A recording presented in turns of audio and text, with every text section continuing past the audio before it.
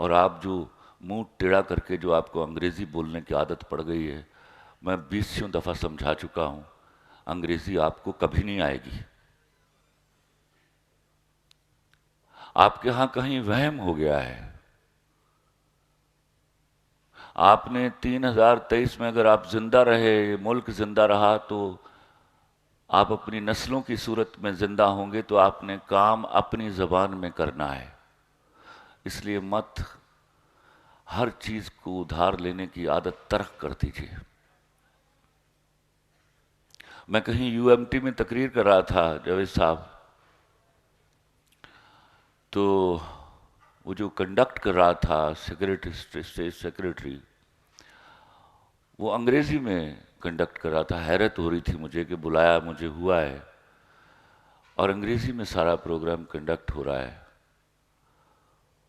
تو زبان کوئی بھی ہو میں اس کا احترام کرتا ہوں، لیکن میری زبان میری سگی ماں ہے، میں اس پر سوتیلی کو ترجیح نہیں دے سکتا۔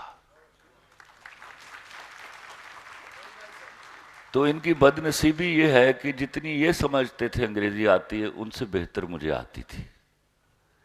تو میں نے وہ غلط انگریزی بول رہا تھا، میں نے کہا رکو رکو میاں کیا کر رہے ہو، تمہیں کس نے کہا ہے کہ میری موجودگی میں تم انگریزی میں پروگرام کو کنڈکٹ کرو؟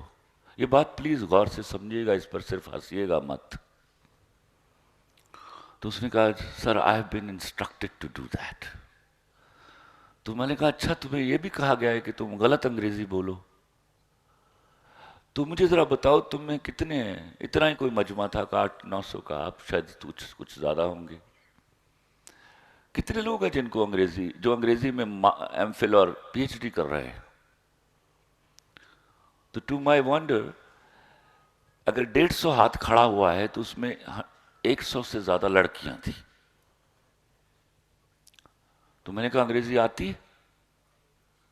ایک لمحے کے لیے انہوں نے حیرت سے دیکھا مجھے۔ میں نے کہا میں نے بڑا سادہ سوال کیا آپ سے، مجھ سے کوئی سوال پوچھے میں فی الفور جواب دوں گا اس کا۔ میں نے پوچھا آپ جو انگریزی میں انگلش لٹریچر میں ایم فل اور پی ایچ ڈی کر رہے ہو، انگریزی آتی ہے آپ کو؟ تو ایک بخش سنائی دی کہ جی آتی ہے۔ پھر کوئی 20-25 لوگ بولے۔ میں نے کہا اب کلمہ پڑھ کے مجھے بتاؤ، تم میں سے کسی نے کبھی انگریزی میں خواب دیکھا ہے؟ خواب مر جانی ہو تانوں اپنی زبان چاہتے ہیں۔ میں کتنا خوش ہوا کرتا تھا جب چوٹ لگتی تھی اور لڑکی کی آواز آتی تھی ہائے میں مر گئی۔ اب کہتی ہیں آؤچ۔ میں نے ایک لڑکی سے پوچھ لیا کہ اس درد کی حالت میں تم آؤچ کہنے کو کیسے یاد کرتی ہو؟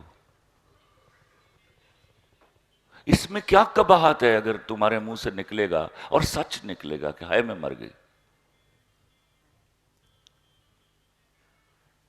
کب آپ کو یقین آئے گا کہ آپ بھی دنیا کی دوسری قوموں کی طرح بڑی بہتر قوم ہے؟ آپ تو نبی صلی اللہ علیہ وسلم کی امت سے ہو۔ آپ اس طرح زبانوں کے سامنے، کریکولم کے سامنے اس طرح بھگوڑم کی طرح بک جائیں گے؟ لیکن آپ بک گئے۔ آپ نے اتنا خرچہ کیا بچوں کو انگریزی اسکولوں میں داخل کرنے کے لیے۔ اس بات پر میں یاد رکھیے گا انگلش میڈیم اسکول اتنا بڑا مافیا ہے کہ میرا مرڈر بھی کیا جا سکتا ہے اس بات کے اوپر۔ آپ کے فرشتوں کو معلوم نہیں، لیکن آپ نے صرف ایک زبان سکھانے کے لیے، جس کی وجہ سے بچہ 200% پڑھائی سے بھاگتا ہے، ایونچولی اس کو صرف انگریزی یاد رہ جاتی ہے، باقی ککھ نہیں آتا ہوں۔ This is how you have played havoc with your education.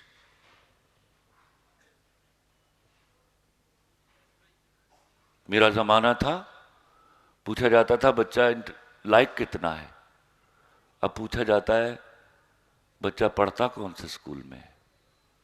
اچھا ₹1,00,000 کے اسکول کی مہینہ فیس بھرنے سے بچہ لائق ہو جاتا ہے؟ تاریخ گواہ ہے ادارے لوگوں کی وجہ سے بنے، لوگ اداروں کی وجہ سے نہیں بنے۔